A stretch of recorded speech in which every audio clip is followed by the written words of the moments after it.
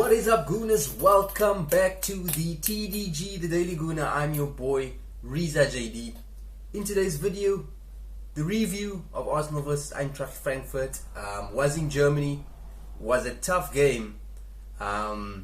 Look, the score did flatter us in the end. 3-0 was the end score. However, some big performances to take away from that, okay? Notably, Bukayo Sako, my man, has made that left wing position his own, okay? And the worst news for Reiss Nelson was watching that man play left wing.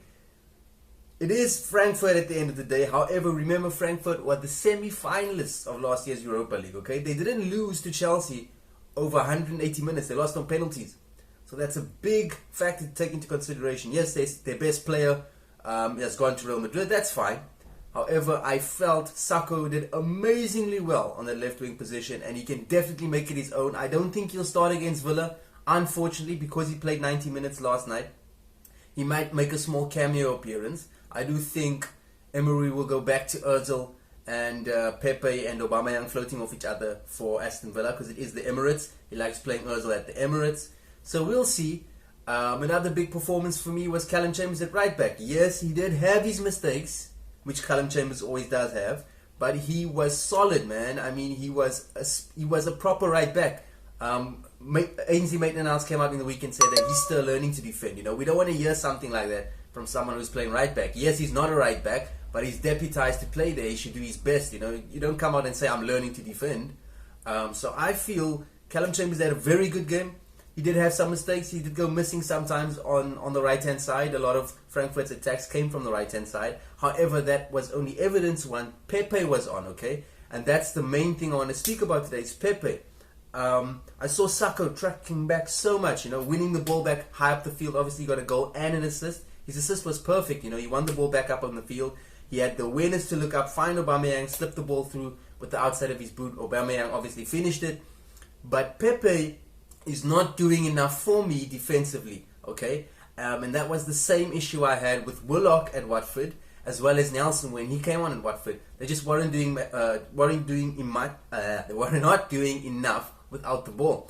So for me, Sako is going to be a big player. He's a big positive from that Frankfurt game, okay? As well as Callum Chambers at right back.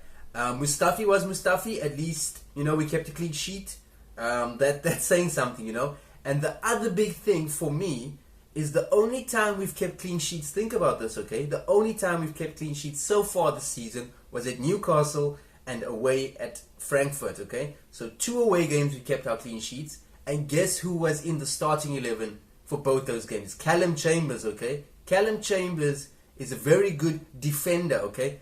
Going forward, not so good, but defensively, he is far better than Ainsley Maitland-Niles. And it's very evident thinking about the Newcastle win, first game of the season, clean sheet, okay? As well as the Frankfurt game. So for me, Callum Chambers has to play more games, okay? Whether that be at centre-back. We see Socrates making too many mistakes at Watford, okay? I would either drop Luis or Socrates and get Chambers into that team. Next big performance, man, Martinez. I mean, this guy just comes back from loan like last season. He's back in the Arsenal team, and what a performance he had at Frankfurt, okay? And I think he'll be knocking on the door of Bernd Leno, man.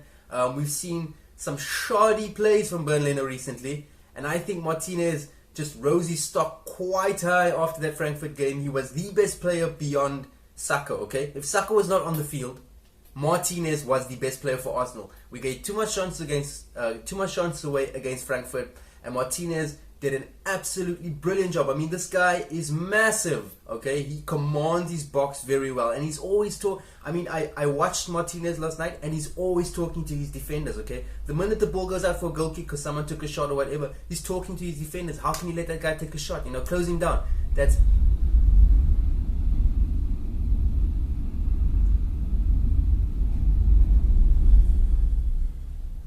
That's exactly what you want from someone in your back line, okay? And that's what Arsenal don't have at the moment. Luis, quiet. Socrates, quiet.